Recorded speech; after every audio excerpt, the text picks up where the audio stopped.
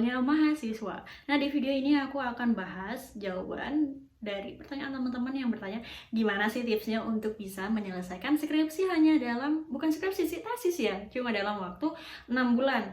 Nah, sesuai dengan video yang ada di video ini aku akan ngasih tahu step-stepnya. Tapi sebelumnya jangan lupa klik subscribe dan turn on notification biar kamu selalu dapat informasi terbaru dari video-videoku selanjutnya. Nah, jadi dari video tersebut aku kan ngasih tahu ya kalau misalnya ngerjain tesis cuma 6 bulan itu gimana caranya. Nah, di video ini aku akan ngasih tahu stepnya. Jadi, biasanya saat kita ngerjakan skripsi, tesis maupun disertasi, kita tuh sering berada dalam kondisi ngerasa udah banyak banget yang dikerjain tapi kok kayak jalan di tempat. Kayak udah ngerjain ini itu, tapi kok kayak masih di situ-situ aja. Dan hal yang kayak gitu yang menurutku mempengaruhi secara mental maupun psikologis yang bikin kita ngerasa kayak udahlah malas banget mau ngerjain skripsi, malas banget mau nyelesain tesis, malas banget mau nyelesain disertasi. Tapi menurutku ini semua bisa kita hindari kalau misalnya kita sudah punya perencanaan sejak awal.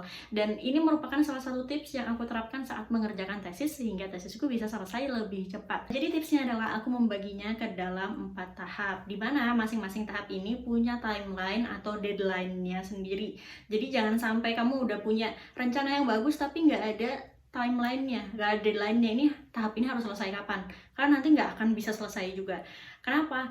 Apa yang direncanain awalnya beberapa minggu aja selesai, kalau kamu nggak punya deadline akan menjadi beberapa bulan. Jadi kalau udah beberapa bulan, nantinya akan jadi beberapa tahun dan akhirnya nggak selesai. Nah, jadi apa aja sih 4 tahap ini dan deadline-nya berapa lama?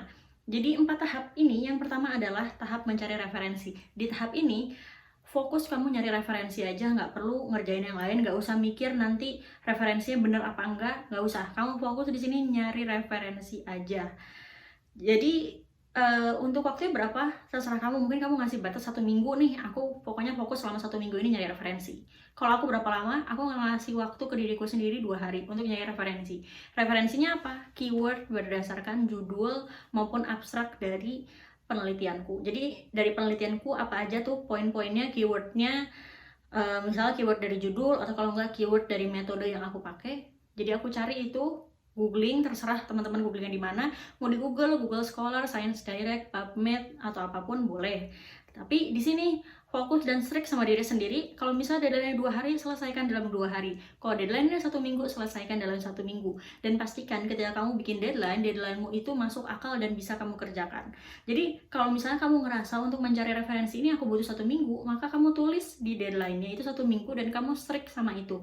Jangan ngikutin orang lain, misalnya kamu ngerasa aku sih sebenarnya butuh 1 minggu, tapi di video ini kan bilang dia 2 hari nih.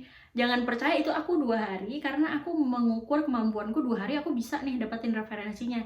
Nah, kalau misalnya kamu ngerasa 2 hari nggak bisa, jangan ikutin 2 hari. Karena kenapa? Ketika 2 hari nggak selesai, terus itu molor, pasti semangat kamu bakal turun. Oke? Jadi yang tahap pertama adalah cari referensi. Udah, cari referensi aja, nggak usah ngecekin ini referensi benar apa enggak, pokoknya kamu cari aja berdasarkan keyword-keywordnya. Mungkin ada seleksi dikit, misalnya kamu kayak baca judulnya oke nggak nih, atau kalau nggak kamu skimming, atau kalau nggak scanning abstraknya. Kalau udah oke, kamu simpan nih jurnalnya. Udah, kamu cari dan kamu simpan jurnalnya di folder khusus referensi. Itu aja yang kamu lakukan di 1 minggu tersebut atau di deadline yang kamu tentukan itu ya. Kemudian masuk ke tahap 2. Apa yang dilakukan di tahap 2?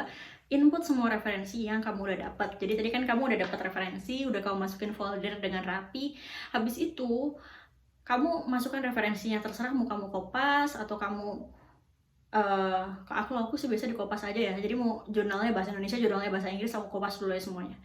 Kopas, dimasukin ke file tesisnya, atau kalau nggak file skripsi, atau kalau nggak file disertasi. Dikopas, dimasukin, terus udah itu termasuk juga referensi yang digunakan di situ, di input. Karena kalau nggak, nanti saat kamu di tahap selanjutnya nih, ini referensi dari mana ya? Jadi ketika kamu ngopi, di copy juga referensi yang digunakan di situ. Jadi misalnya referensi A nih, ya kamu masukin juga di dapusnya biar nggak ketukar nantinya. Nah, itu yang di tahap kedua. Udah, di tahap itu kamu kasih waktu juga, misalnya 1 minggu deh, sama seperti yang tadi pertama, karena kan cuma input aja. Di tahap itu kamu cukup nginput aja, nggak perlu dibaca dulu, ini bener nggak ya yang aku input, nggak usah. Pokoknya kamu nginput aja. Misalnya kamu kasih deadline 1 minggu, setelah 1 minggu selesaikan proses nginput itu. Kemudian masuk ke tahap ketiga. Di tahap ketiga adalah kamu ngerapiin. Ngerapiin apa? Ngerapiin formatnya dulu.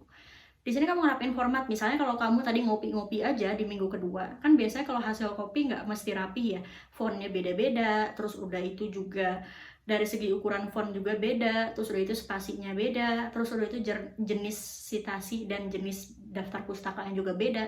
Nah, di minggu ketiga ini, anggaplah kamu ngambil 1 minggu ya waktunya, di minggu ketiga ini kamu rapiin semua formatnya. Kamu bisa kontrol A, habis itu kamu pilih satu jenis font, pilih satu jenis ukuran font, udah itu dirapiin semuanya, paragrafnya dirapiin biar enak kelihatannya.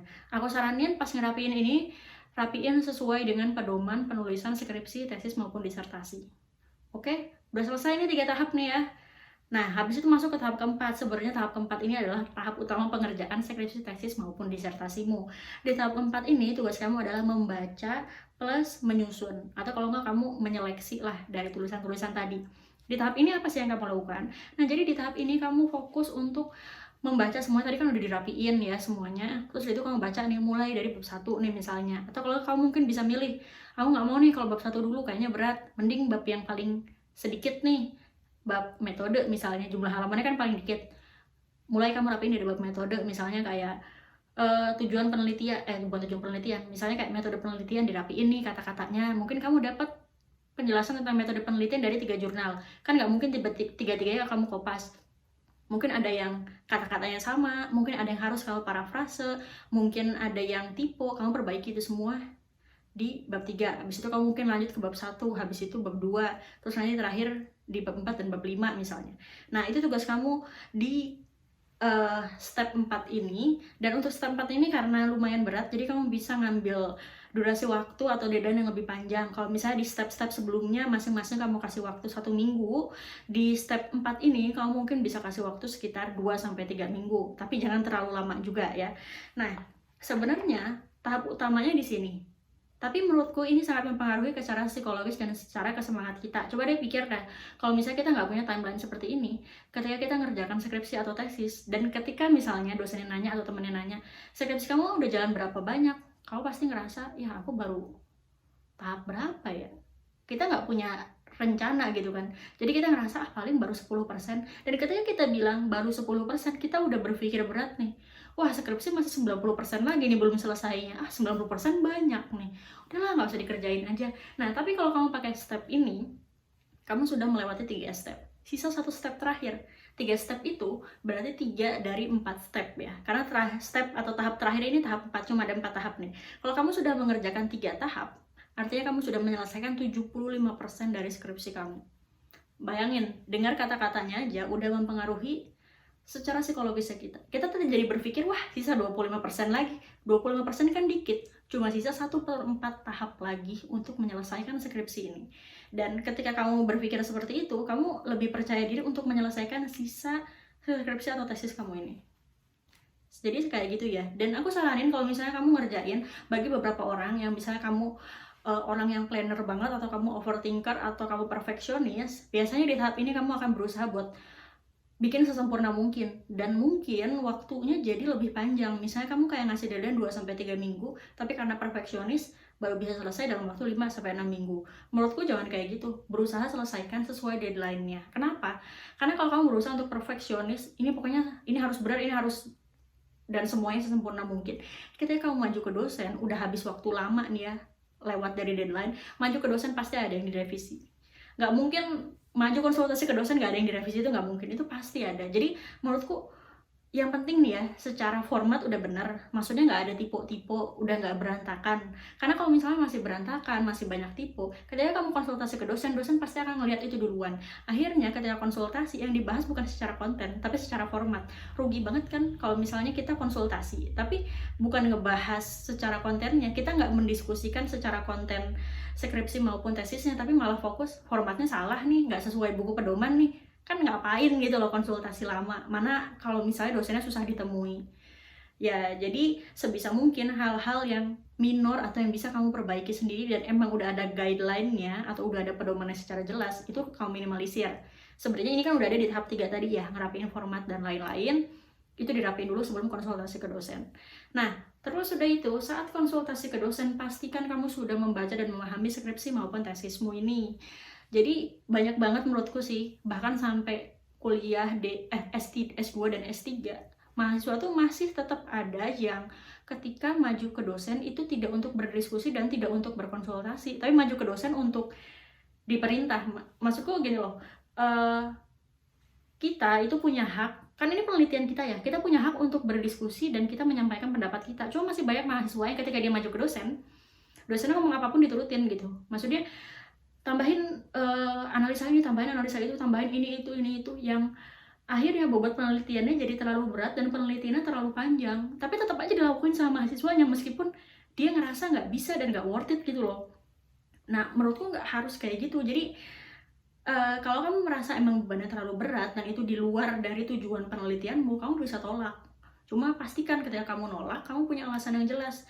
Jadi jangan takut untuk berdiskusi, dan ini yang sebenarnya aku terapkan ketika aku S2. Jadi ketika aku ngerjain tesis, aku dari awal udah bilang ke diriku sendiri kalau siapapun dosennya nanti yang akan jadi dosen pembimbingku, aku nggak mau diperintah sama dosennya. Aku pengen berdiskusi, aku pengen kita bisa bertukar pikiran. Jadi ketika aku konsultasi, aku nggak diem aja, dosennya ngomong apapun, kalau misalnya aku ngerasa ini kurang tepat nih, atau kalau nggak aku ngerasa ini nggak sesuai dengan tujuan penelitianku saat awal, aku bilang sama dosennya.